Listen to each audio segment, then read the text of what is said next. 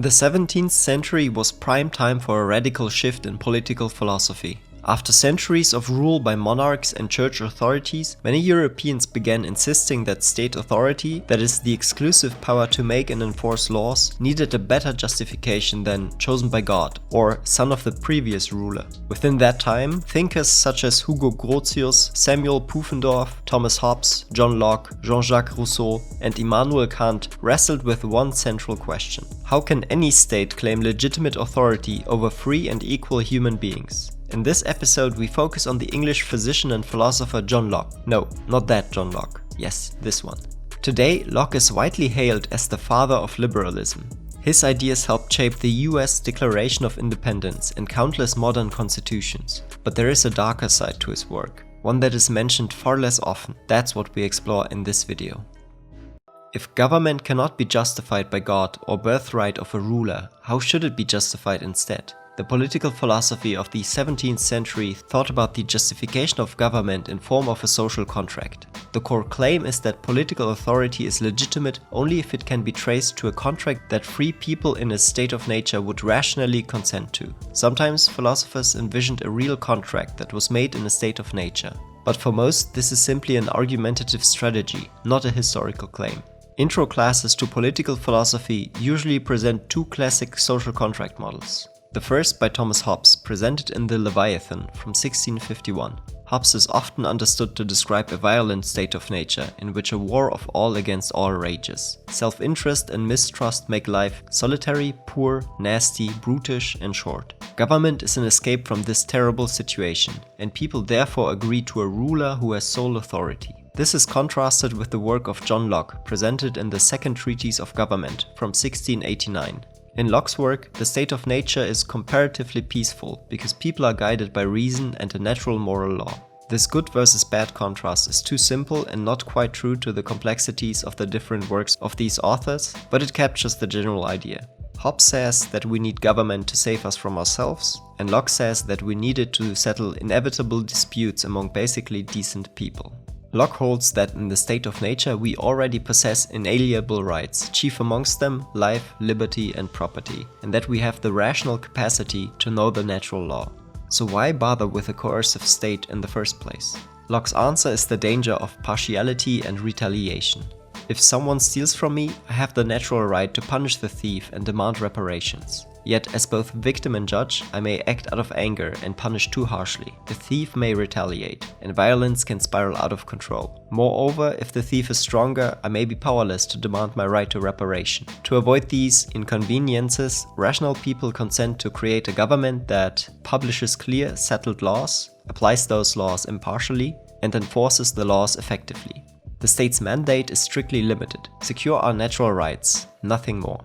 Compared with the absolute monarchies of Locke's day, this was revolutionary, so Locke is rightly celebrated for defending constitutional limits and the need for at least hypothetical consent to the government. But the trouble begins when we look more deeply into Locke's theory of private property.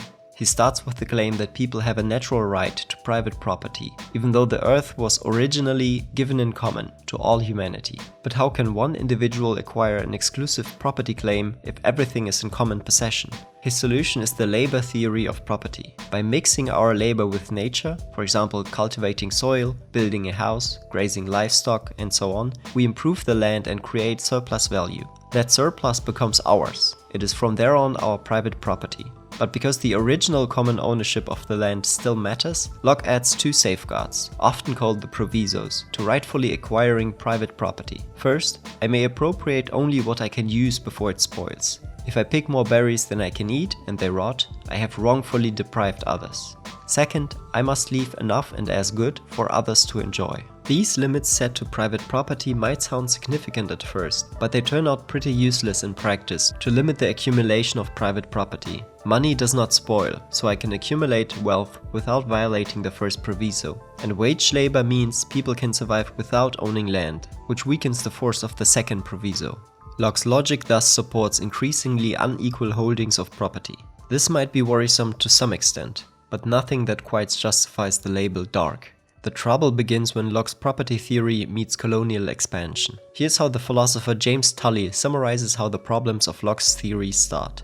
First, Locke defines political society in such a way that Amerindian government does not qualify as a legitimate form of political society. Second, Locke defines property in such a way that Amerindian customary land use is not a legitimate type of property. If, in a state of nature, you weren't using the land you are living on productively, for example by growing food, then someone else might make a claim to it under the assumption that you are not using it productively and thereby letting the land go to waste.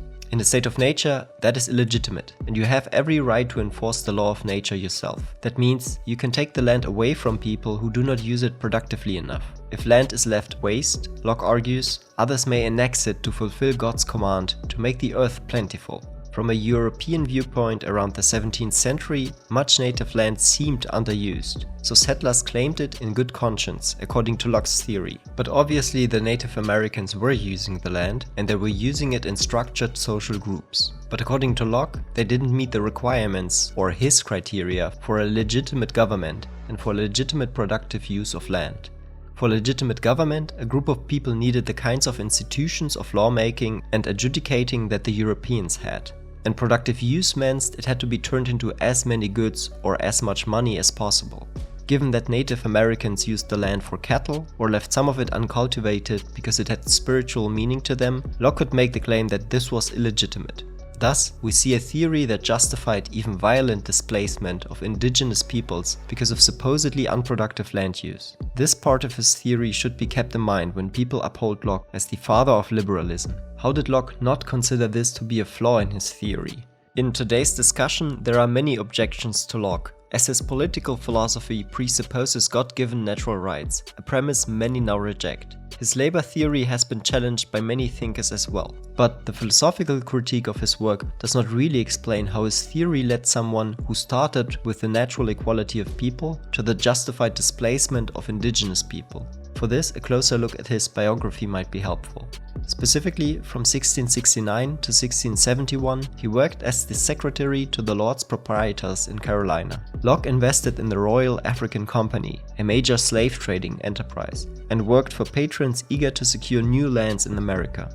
These biographical facts do not refute his philosophical ideas, but being part of the institutional apparatus that has an interest in appropriating land might at least give us some understanding how such claims might come about. This is probably not unusual. Philosophers are products of their time, the same as everyone else, and the cultural context has an impact on a person's views. Aristotle defended slavery. Locke, despite preaching natural equality, crafted a property theory that bolstered colonialism. And wait until you hear about his views on atheists, oh boy. Recognizing this tension does not mean we shouldn't engage with his political philosophy, but we might have to be more careful of the narratives we tell about such people. Locke might be the father of liberalism in some regards, but in others he certainly does not deserve the title. Unless of course you think that this is exactly what liberalism is about in its core. Thanks for watching.